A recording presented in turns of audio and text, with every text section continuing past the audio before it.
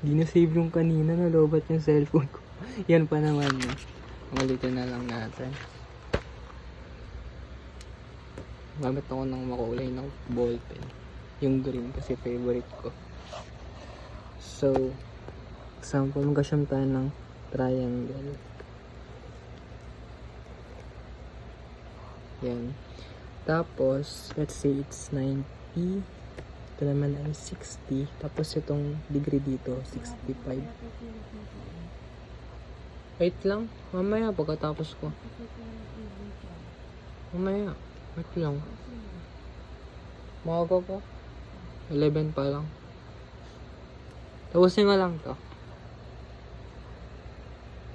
So, yung cosine law kasi, para magamit mo yung cosine law, for ano lang siya, for sides. Sa sides lang siya magagamit.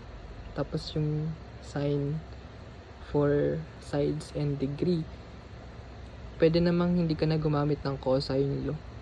Kasi yung sine, magagamit mo na yun sa lahat eh. Unless, pag ano siya, mag-error yung sine law sa calculator, pwede mo magamit yung cosine law for Caltech. Pero, minsan na lang naman nagkaganon. So, ganito. Una muna, mag-assume ka ng letters. Yung small letters for sides, yung big letters for degrees. So, let's assume na yung ibang color naman, itong blue. Let's assume na yung 90, siya yung small letter A. Tapos, para ano mo yung big letter, yung opposite niya. Yung opposite nitong side na to, itong degree na to. So, ito yung malaking A. Tapos, let's assume na yung 60, ito yung maliit na B. Ano yung opposite ng 60? Ito. So, ito yung B na malaki. So, ito yung C na malaki. So, ito yung C na maliit. Ganon. So, pag may nakita kang tatlong ganyan, like, para siyang ganyan. Tapos, ang katapat niya is side. Pwedeng cosine lang yung gamitin. Ganon. Ganon siya. Ay, hindi. Ay, oo, ganon siya. Pero, again dun sa rule, yung cosine lang magamit mo siya sa sides. Malaga rin pala yung cosine lang kasi pag walang kompleto ng letters. Basta yan. Kung may nakita kang ganyan, pagkakatabi, like may pinagigitnaan sila, like itong C, cosine law yung gagamitin mo. Kasi pag nag-sine law, wala pala, hindi ka pala makaka-sine law dyan kasi walang kompletong letters. So, cosine law yung ganyan. Basta pag may pinagigitnaan. Kasi ang mahanap mo dyan yung katapat niya, yung opposite, which is itong maliit na C. Let's try natin. Ito naman pink para Lenny. Diba yung cosine law? C squared equals A squared plus B squared minus 2AB equal C na malaki. Ay, violet naman. So, ganyan. Ay, ano yung A squared natin? 90 squared plus 60 squared minus 2, 90. Yung B60. Ay, mali. Cosine C pala to. Tapos, cosine, ano yung C? 65. Kasi kakalcute. 90 squared 60 squared minus 2 90 60 cosine 65. So, ano mas dyan? 84. Ayun na yung sagot. Cosine mo. Ayun na. Ay, yung sagot naman natin, orange.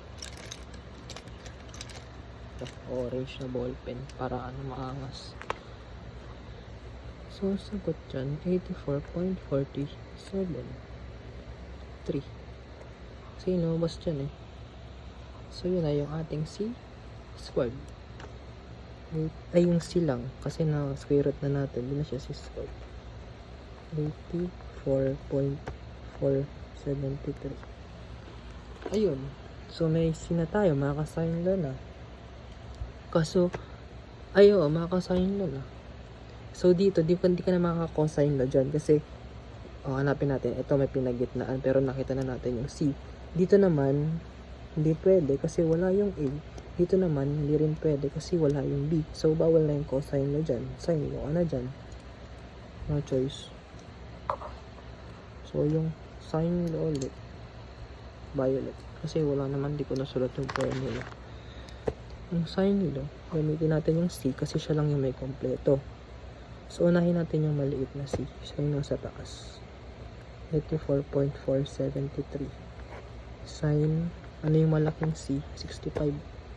65 equals, ang hanapin na natin yung A.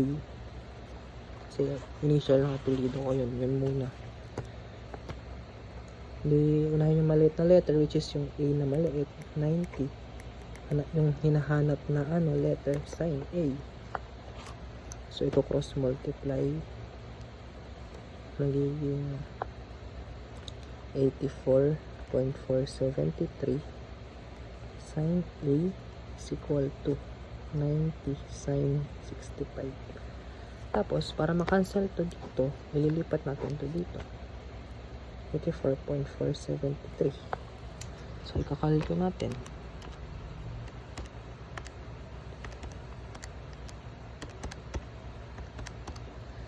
Yan.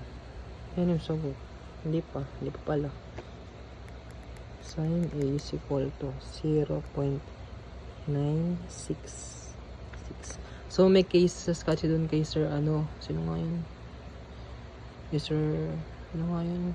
Yung sino nga yun? Yung pang third period natin tuwing Wednesday. Kasi, pag 1 pababa, pwede mo siya i-sine law. Pero pag 1 pataas, bawal siya i-sine law. So, ikakaltek mo siya ng cosine law. Basta may case na ganun. Mababa naman sa 1, pwede natin i-sine law.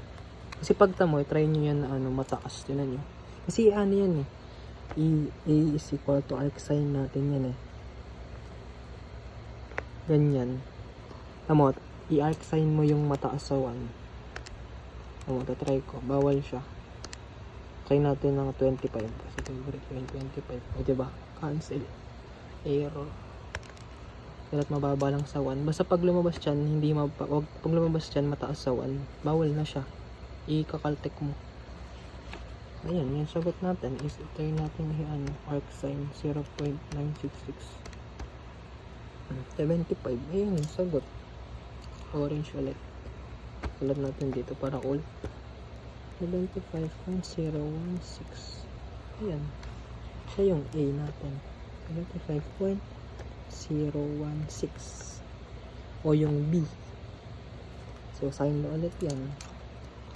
So, gamitin naman natin yung A. So, una muna yung maliit na A, which is yung 90. Tapos, malaki. Sine 75.016 is equal to yung B hinahanap. So, yung B na maliit yung lalagyan sa taas. Tapos, sine B. So, cross multiply lang. 90 sine B is equal to 60 sine 75.016. So, para makancel yung 90 dito, lalagay natin dito yung 90. So, 60 sine 75.016. 90. O, diba? Mababa siya. Mababa sa sa 1. So, pwede siya i-sine. Pero hindi naman siguro magbibigay sa sarili ng ng mataas sa 1. Kasi may cases na ganyan yan. Kasi arc sine mo na siya.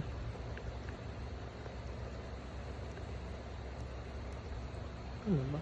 Ano na yun?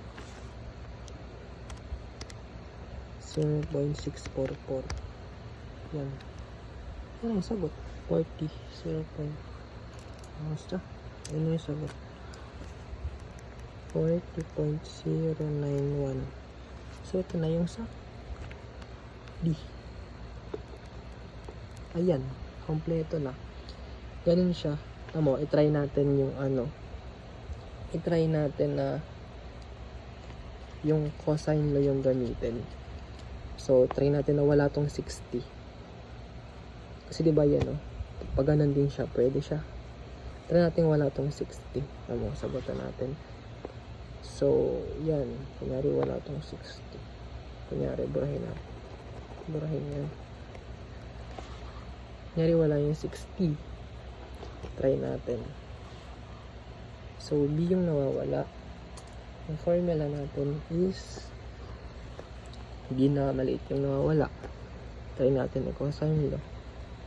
B squared is equal to A squared plus C squared minus 2AC cosine B na malaki. So, isulat lang natin.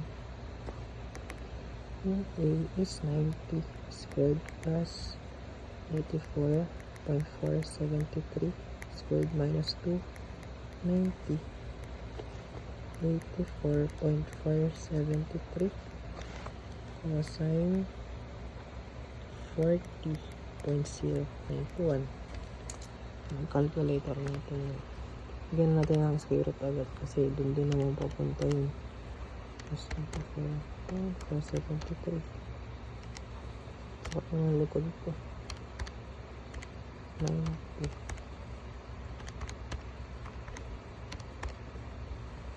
Cosine 40.091. Ano ba? Tama yun. Wala! Bawal siya cosine. Ba't gano'n? Palitin ko. Lang napapahiya ako dito. Plus 84.473 squared minus 2. Okay. 84.473 cosine 40.091.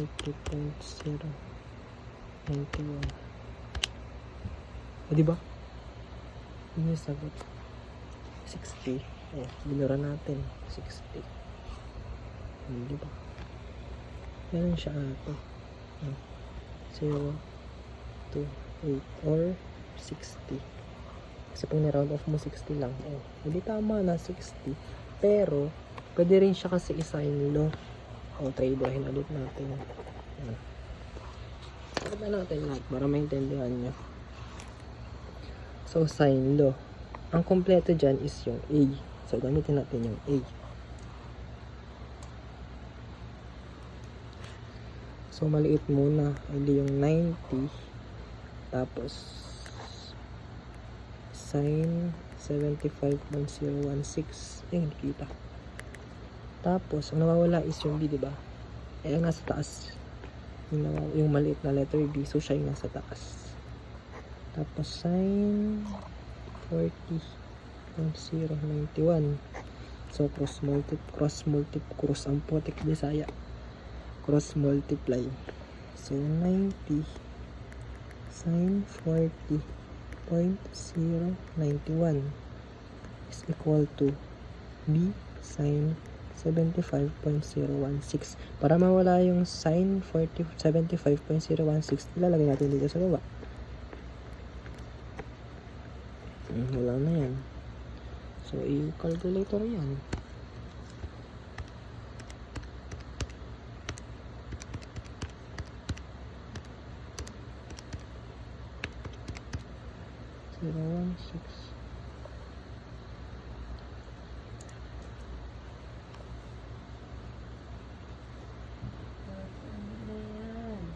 Opo. Ganun. Hindi pala siya pwede isaylo. Hindi siya pwede isaylo. Or baka mali lang yung ginawa ko.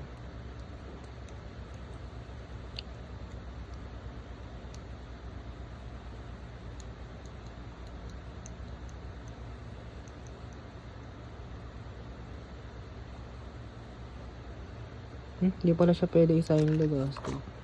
Basta ko sign 60 yan. Basta ganyan. So, baka may mali lang sa sign ko. Basta ganun lang. Gets nyo na yan.